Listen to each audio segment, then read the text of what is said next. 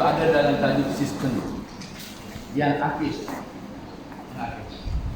Dan kalau kita lihat wahai anak pelajar, dalam sukatan kita, dalam tajuk berkaitan dengan sistem bumi ini wahai anak pelajar, dia memperuntukkan masa kepada kita 12 jam atau 12 masa. 4 masa diperuntukkan kepada kedudukan bumi dan sistem suria.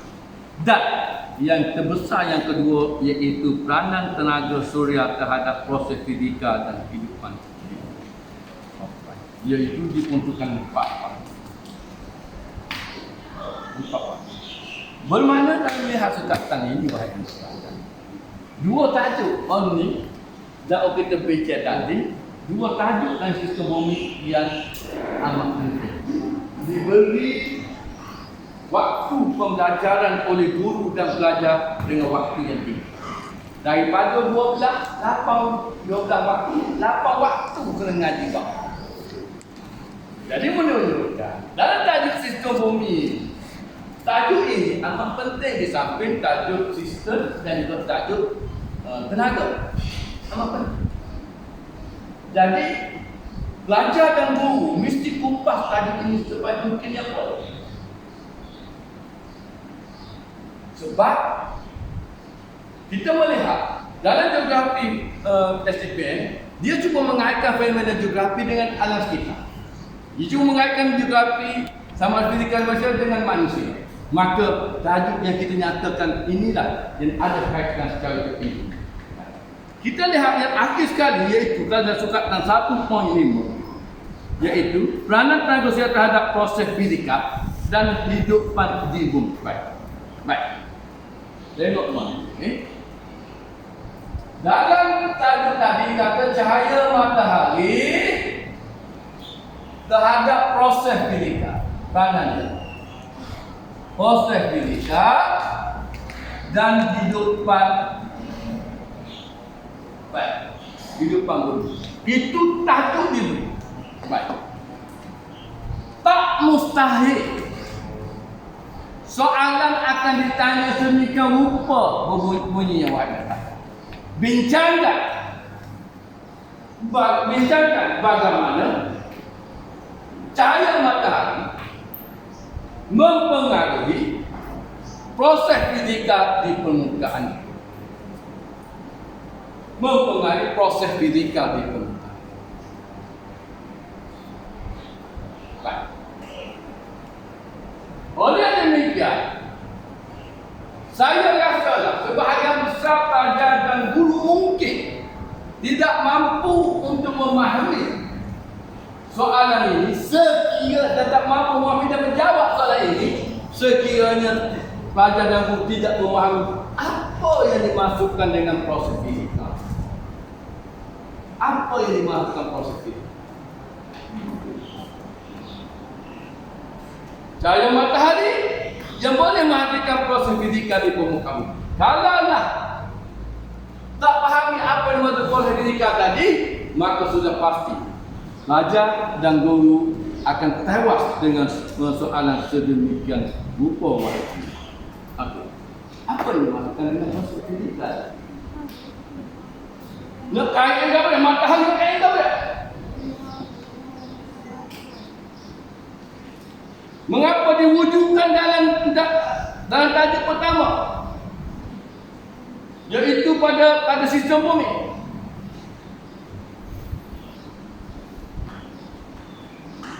Apa maksud fizikal? Pelajar yang sudah tamat dalam penggap pertama dia akan nampak fizikal sebab dia sudah belajar dalam geografi fizikal yang berkaitan dengan sistem bumi. Dia sudah belajar dalam fizikal berkaitan dengan proses geologi. Maka nak royaknya soalan ini ia kaitkan dengan tajuk sistem bumi dengan tajuk yang kedua, itu proses geologi. Jangan sekali guru mengatakan bahawa tidak ada dalam sukatan yang sebenarnya setiap geografi tadi dia ada kaitan di antara satu tajuk dengan tajuk yang lain. Sama ada tajuk awal, tajuk pertengahan, tajuk akhir, dia akan kaitkan semua. Sebab geografi ada satu sistem geografi yang ada saling kaitan di antara fenomena. Baik. Yang dimaksudkan pilika ini wahai anak pelajar, bermakna dia kena kaitkan dengan proses geomorfologi. Matahari dengan proses geologi. Dalam polotok kita, kalau dikait dengan proses geologi ini, dia ada polotok kita.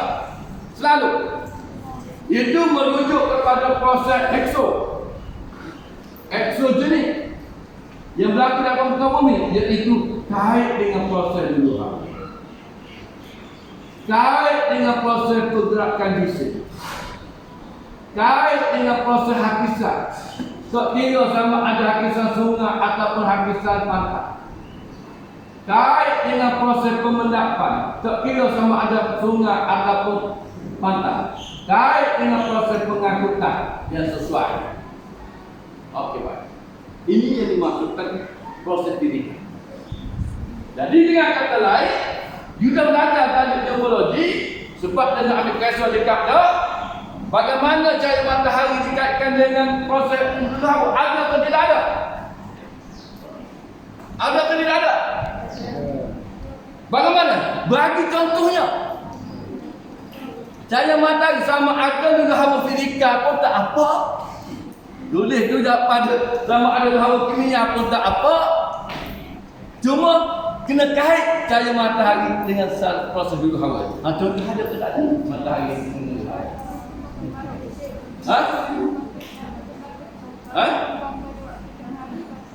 Ya, dikaitkan akan kita kait dengan proses pengembangan tidak tahu.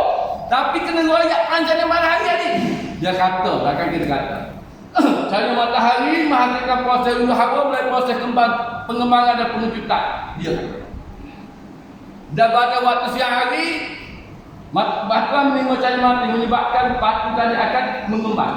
Malam tak tengok macam matahari, dia mengecut. Ingat, mengecut. Berulang-ulang. Lama-lama akan pecah. Jadi hebat. Nampak lah. Tapi soal ini duduk di tajuk utama. Tahu tak? Tapi apabila kita belajar semua, kita dapat lah. Okey. Itu bawa. Bagaimana melakukan kaji saya ada? Ada tak untuk kaji saya? Ada ke tidak? Bagaimana? Muka apa?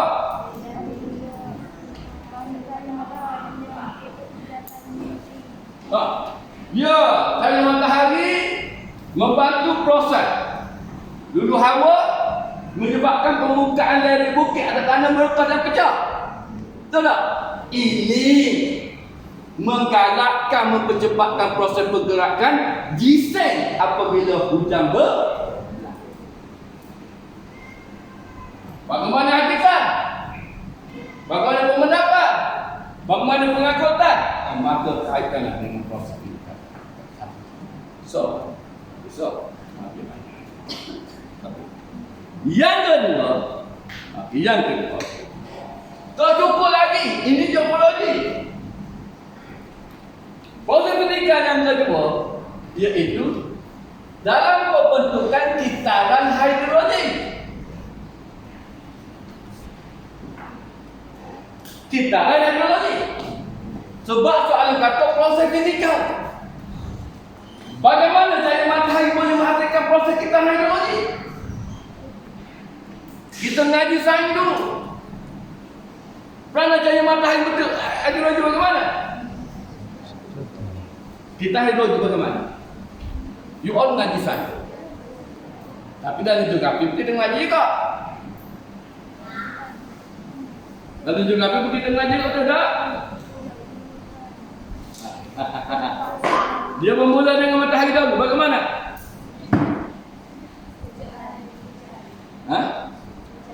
Macam mana? Tak ada? Macam mana? Siapa saya lepas itu?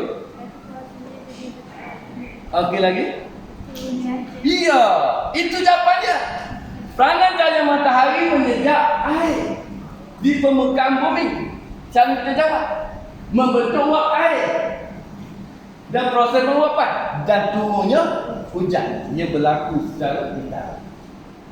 Perkara itu.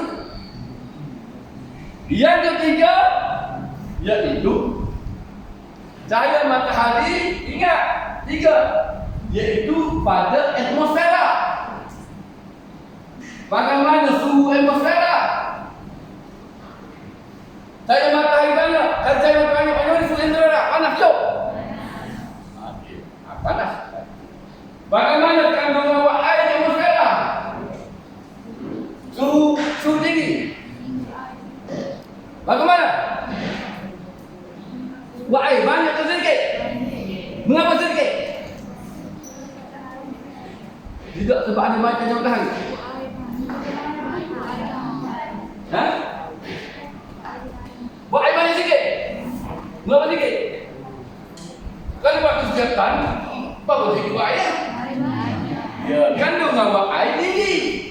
Sebab cahaya matahari banyak, menyebabkan sejahteraan berlakunya keadaan tinggi. Kecuali kita buanglah kawasan gurun tadi, sebabnya gurun mungkin di muka bumi tidak ada air dan ditutupan tumbuh-tumbuhan. Jadi ingat wahai anak pelajar, kalau soalan kata cahaya matahari mempengaruhi proses fisika, kena ada 1, 2, 3. Boleh? Tak mustahil soalan kata dalam ni. Sejauh mana tak? Dia ubah sikit saja. Buku berkata sejauh mana?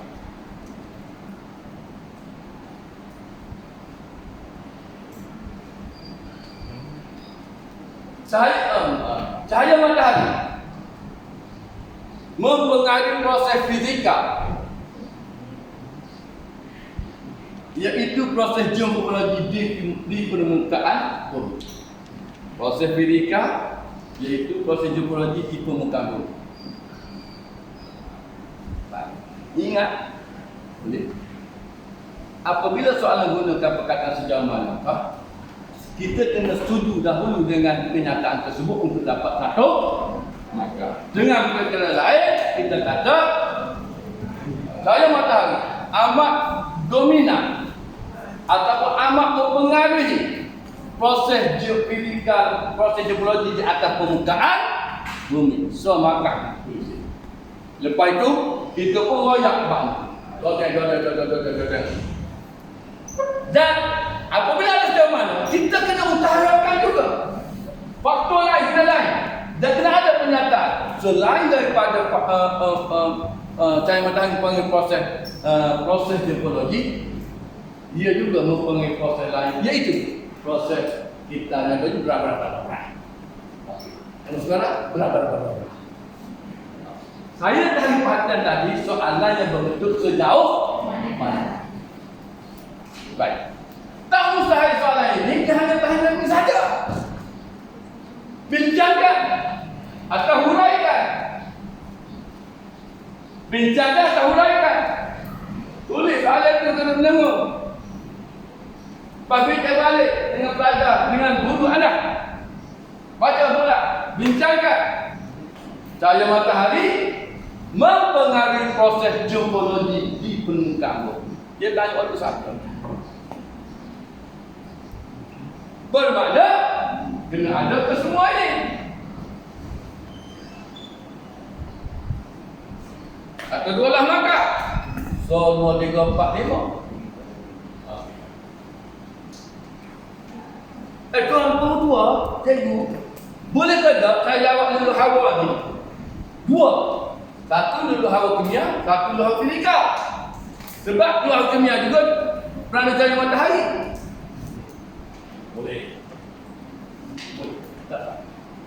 Dia kata cahaya matahari mempengaruhi proses dulu hawa kimia yang berlaku secara dominan di kawasan tepikan lembah. Mengapa? Kerana cahaya matahari menghasilkan hujan, dan hujan tadi boleh menyebabkan proses dulu hawa kimia berlaku dengan keadaan tinggi, atau dikaitkan dengan teori Van Hoek mengatakan bahawa kawasan timur cahaya matahari yang banyak proses dulu hawa kimia boleh berlaku sebanyak 2 kali ganda atau berlipat kali ganda berbanding kawasan yang kurang cahaya matahari. Boleh.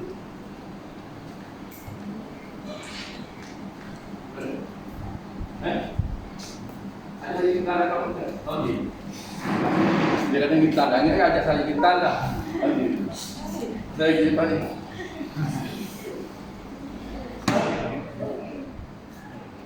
Okey.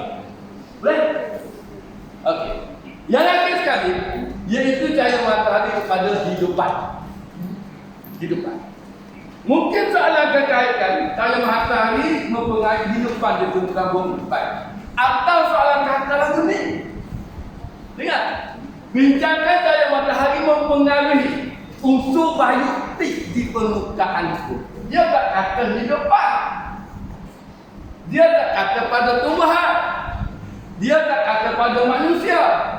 Dia tak kata pada binatang. Tapi dia kata mempengaruhi unsur biotik di permukaan bumi. Bermakna kalau salah sedemikian rupa, bermakna dia mempengaruhi manusia, mempengaruhi tumbuhan, mempengaruhi binatang. Cahaya matahari mempengaruhi manusia. Manusia tadi bermakna aktiviti manusia lah. Bagaimana dengan tumbuhan? Tumbuhan ini merujuk kepada tumbuhan semula jadi. Okey. Bermakna tumbuhan jadi di depan kematian tinggi, iaitu menggalakkan pelbagai spesies tumbuhan. Okey, baik. Dan untuk binatang. Kalau dia gunakan belakang tadi, baik. Baik. Baik. Jadi, ini baik cahaya matahari. Kalau dia kata cahaya matahari mempengaruhi aktiviti manusia secara umum, maka mungkin dia kata bincangkan cahaya matahari mempengaruhi aktiviti manusia di permukaan bumi. Soalan ini yang mungkin. Manusia pandangan cahaya matahari pandangan lain mana? Bermakna kalau mempengaruhi kita banyak. Matahari banyak, ada mana? Ada kata banyak sedikit. Baik. Okey. Kalau kata cahaya matahari mempengaruhi aktiviti pertanian, menyebabkan pertanian jadi berjalan dengan baik. Mengajar cahaya matahari dari mana? Bagaimana cahaya matahari dari pertanian? Matahari yang banyak. Banyak tadi. Lagu mana pertanian? Fotosintesa. Oh, itu jawapannya wahai anak. Itu jawapan. Okey. Jadi dengan kata lain, untuk tajuk sistem bumi, saya sudah kupas kesemuanya sehingga 1.1 hingga 1. Yang penting perlu diingat dalam sekadar, iaitu 1.5 berkaitan dengan peranan tenaga terhadap proses fizikal kehidupan muka bumi. Yang kedua, kedudukan bumi dan sistem suria di samping tajuk tenaga dan sistem. Mengapa? Sebab dalam pada 12 masa diperlukan 8 masa untuk 2 tadi. Baik. Ada soalan sebelum kita pergi kepada tajuk geomorfologi yang merupakan satu tajuk yang amat penting di penggalian pertama yang memperuntukkan 48 waktu untuk tajuk geomorfologi.